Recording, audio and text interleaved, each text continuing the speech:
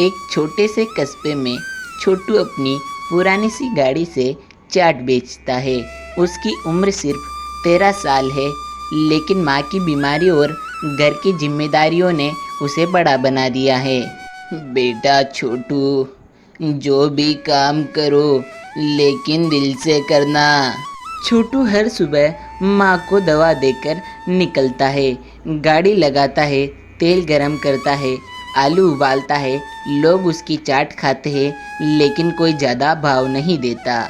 छोटू का सबसे अच्छा दोस्त है गुड्डू, जो पास के मंदिर में फूल बेचता है।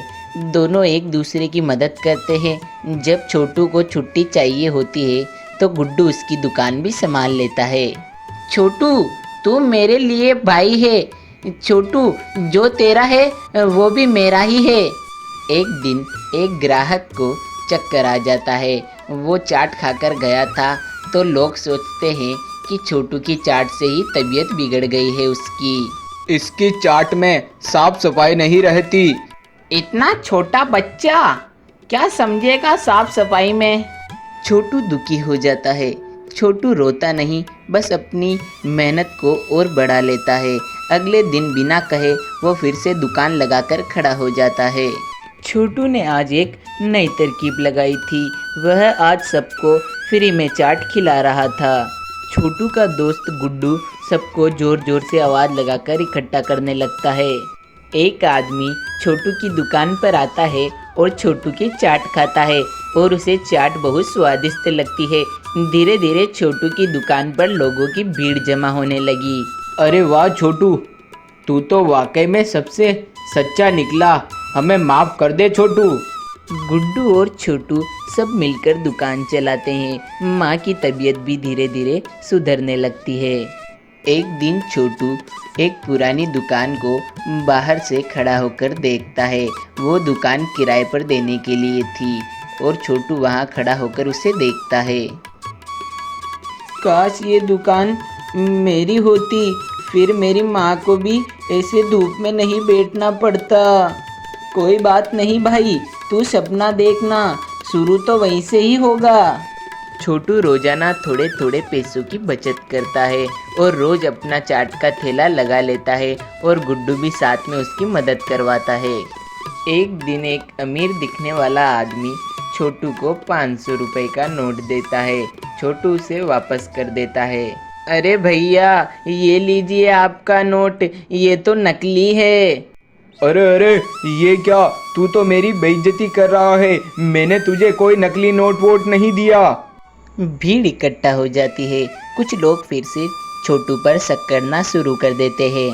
गुड्डू ने अपना दिमाग लगाया था। उसने सब कुछ मोबाइल में रिकॉर्ड कर लिया था। उस आदमी ने पहले ही कहा था कि देखता हूँ ये पकड़ेगा या नहीं मुझे। अरे वाह छोटू, तू तो वाकई में बहुत होशियार है। एक बार फिर से तूने सभी गांव वालों का दिल जीत लिया। एक दिन एक गांव का बुजुर्ग छोटू को अपने पास बुलाता है। वो उसी दुकान का मालिक है जो छोटू सड़क पर खड़ा होकर देख रहा था। बेटा, तेरी सच्चाई देखकर दिल करता है ये दुकान दे दूं तुझे, मगर बिना किराया नहीं चलेगा बेटा। बिल्कुल नहीं दादाजी, मैं पूरा मेहनत करके दूंगा। एक भी रुपया फालतू नहीं चाहिए मुझे। छोटू अब अपना चाट का ठेला अपनी नई दुकान के बाहर लगाता है। वहाँ उसके उद्घाटन में बहुत सारे लोग आते हैं, जैसे कि उसके पुराने बुजुर्ग दुकान के मालिक और उसकी माँ और गांव के अनेक व्यक्ति उसके दुकान के उद्घाटन में आते हैं। एक दिन छोटू की दुकान पर एक साधारण सा दिखने वाला बुजुर्ग आदमी आता है और वह छोटू की चाट चुपचाप खा लेता है और जाते वक्त छोटू को बोलता है, बेटा, मैंने बहुत सारे देश घूम लिए, लेकिन इस चाट में जो आत्मा है वो मुझे कहीं नहीं मिली। ऐसा क्या मिलाते हो बेटा अपनी चाट में? अरे कुछ नहीं दादाजी, मैं मसाला कम और अपनी सच्चाई ज़्यादा मिलाता हूँ। अगले दिन सबको पता चलता है वो बुजुर्ग कोई आम इंसान नहीं, बल्कि एक बहुत ही बड़ी फूड कंपनी के मालिक थे। बेटा छोटू, तेरी ईमानदारी मुझे बहुत पसंद आई है। अब तू ही मेरी कंपनी का ईमानदार ब्रांड एम्बेसडर बनेगा। पहले छोटू उनको मना कर देता है, लेकिन बाद में फिर उन्हें वह बोलता है कि ठीक है, लेकिन मेरी भी एक शर्त है।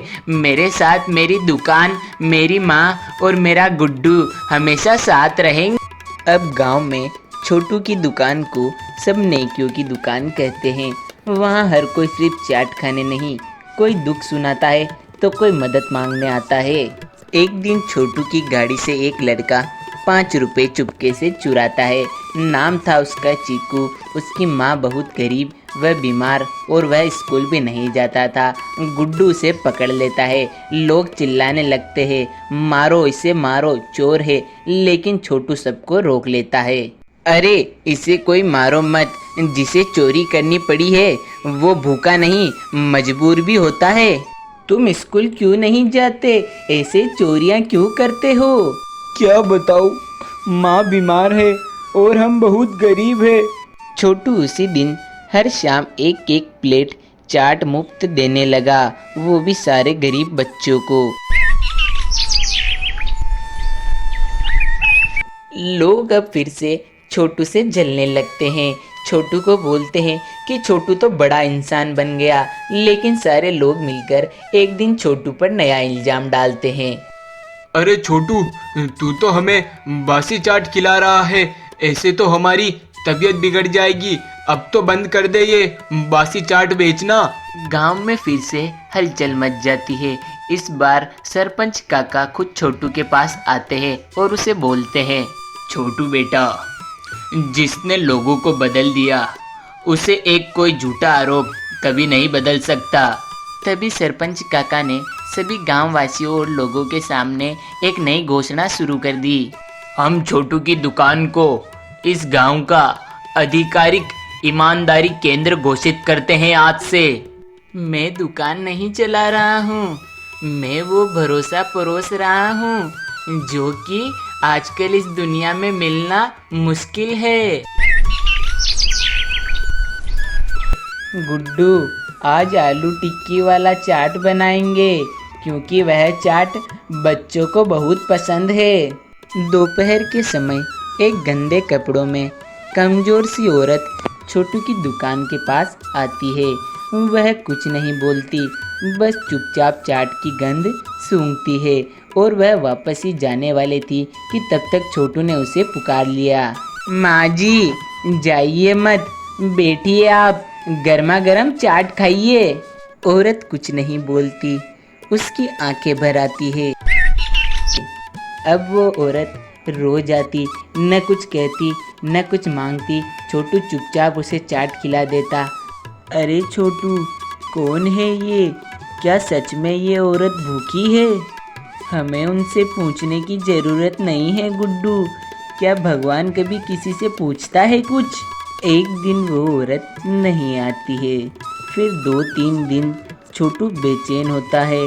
वो पूछताछ करता है, लेकिन कोई नहीं जानता वो कौन थी। गुड्डू और छोटू एक दिन गांव के पास जाते हैं, जहां एक बूढ़ा आदमी कहता है, वो औरत, उसका बेटा 5 साल पहले चल बसा था। तब से वो किसी से बात नहीं करती, वो चुपचाप अकेली रहती थी। छोटू को यह बात सुनकर गहरा झटका लगता है। यह बात सुनकर छोटू और गुड्डू दोनों अपनी दुकान की ओर चल पड़ते हैं। छोटू चुपचाप हो जाता है। वह दुकान पर आकर कुछ नहीं बोलता, लेकिन फिर भी उसकी माँ उससे पूछ लेती है, अरे बेटा, क्या हुआ तुझे? तू इतना दुखी क्यों हो रहा है? बता जरा मुझे।